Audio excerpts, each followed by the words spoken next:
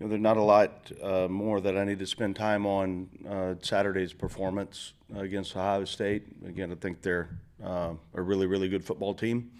I think there were times that we made some progress. We didn't play well enough for long enough to win against a team like that. And that's coaching, that's playing, that's executing, that's everything. It's not it's not just a very elementary statement. They're really good, and we're not there yet. So turn the page looking at Washington on the opportunities and the challenges that they present. I've known Jed Fish for a number of years. We had a chance to work together. It didn't quite get the deal done, but in 2017, I believe it was, I've got a lot of respect for him. Everywhere that he's been, he has proven to be a really good coach. I think you look at his first year at Arizona, I think they won one game.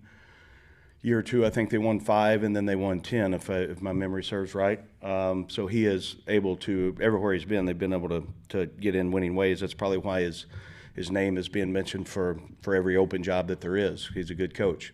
There's a lot of crossover and familiarity on their staff with me personally, with Jed being the head coach, Jimmy Doherty when I was a student athlete and played at University of Missouri. Jimmy was on the team. We were teammates for 3 years.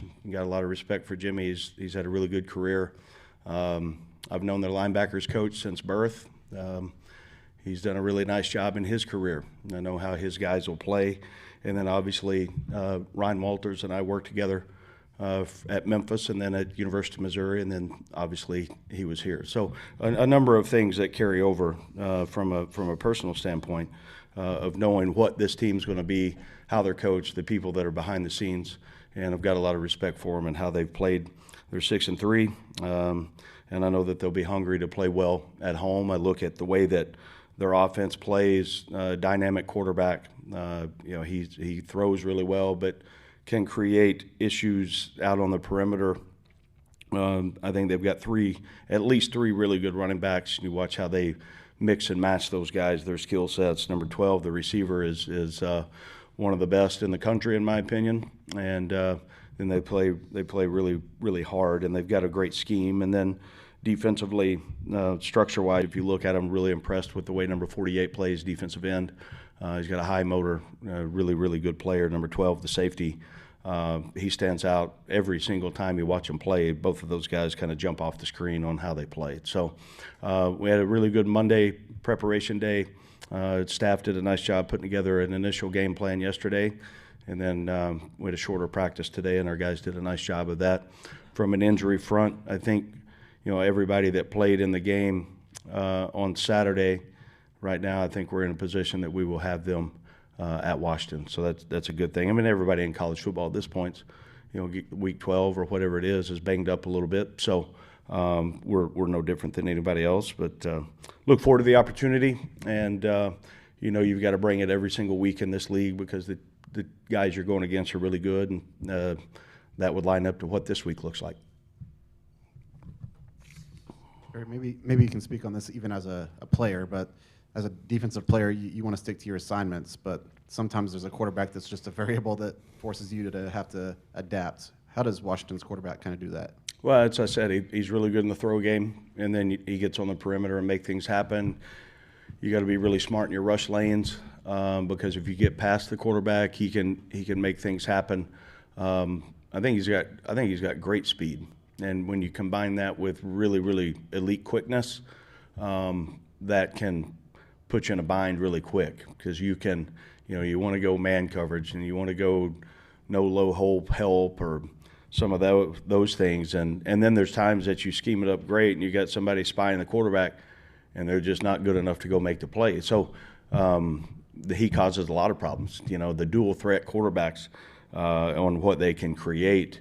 Sometimes, the play within the play, we've got to do a great job on playing assignment football and doing exactly what we need to do. And then we've got to find a way to populate the ball. When he does extend the plays, we've got to be able to find a way, from the right leverage point and angles and those things, you've got to know where your help is and where it's not.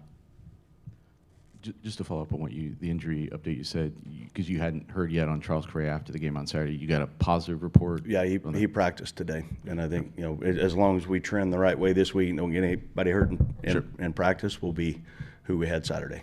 You guys in the portal this past season were able to pick up a lot of younger defensive linemen, and we're seeing a lot of those guys on the field making a big impact. Is this about what you expected that to look like, not just for what they could do this season, but the trend that could take into next season? Yeah, I think you look at that, and if you can find a guy that you feel like can win in this league, how well can you continue to coach and develop them? That's a huge part of what our program needs to be.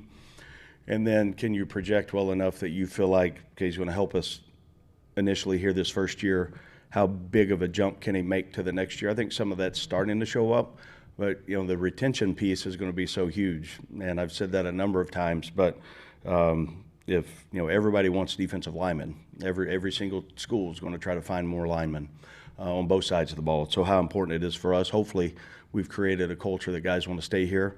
I'm not naive enough to think that we won't lose some, but also we got to be really good at, if we do, we got to make sure that we find a way to upgrade. Did you talk to your brother about being on this staff instead of the one you're playing on Saturday?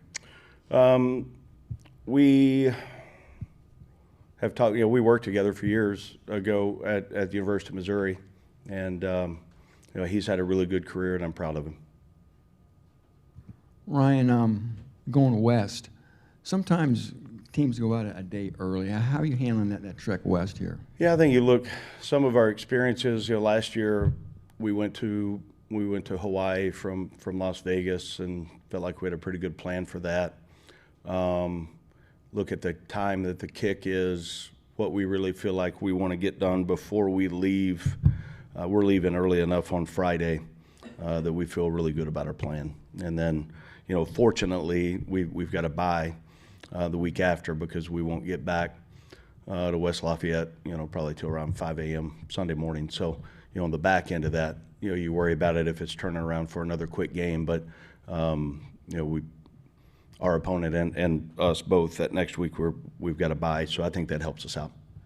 I'm not sure if awkward is the right word, but what's it going to be like facing off against Ryan Walters, a guy you said you work with, obviously, Yeah. 2 different stops. Now you've got his old job. Just talk about that dynamic. Ryan and I've known each other for a long time. I mean, probably, I don't know, maybe since 2008 or 9. I've known him a long time. I consider him a friend.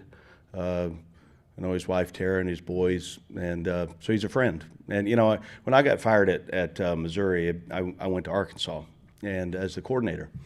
And leading up to that game, because it's all based. A number of things are based around relationships, and those because you change colors, that doesn't change the relationship.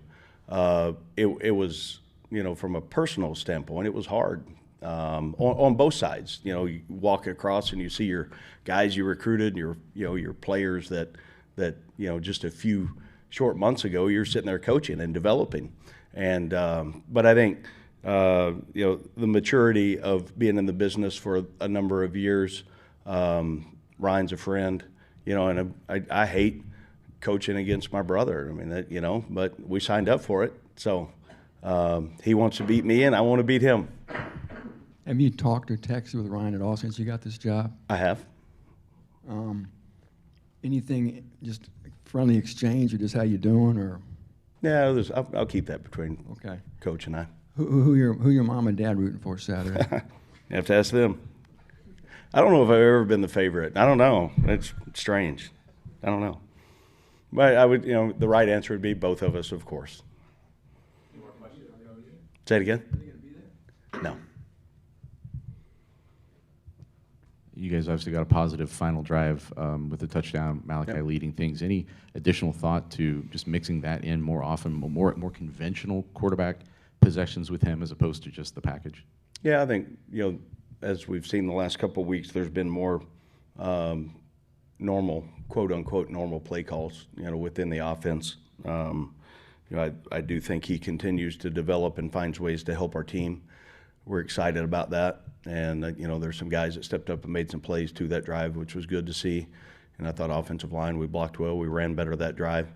So, we're always looking for ways to creatively find different advantages for our team personnel-wise and what that looks like for us without, the flow of the game is so important. But if we get guys ready to go play winning ball, let's throw them in there and go play. So excited about what he did and what the guys around him did during those couple drives for sure.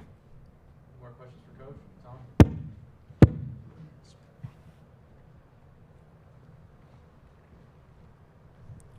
Ryan, your familiarity with Ryan. Say it again. Your familiarity with Ryan, you know his defense. You coach with him. You think that gives you any advantage on Saturday, that familiarity? No, I think he's adjusted and adapted to his personnel just like most coaches do.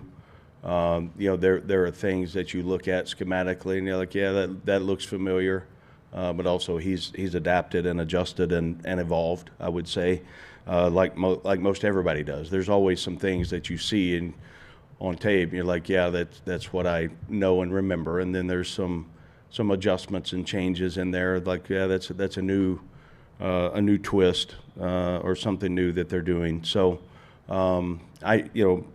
when you're in it for a long time, you have background similarities with a number of guys.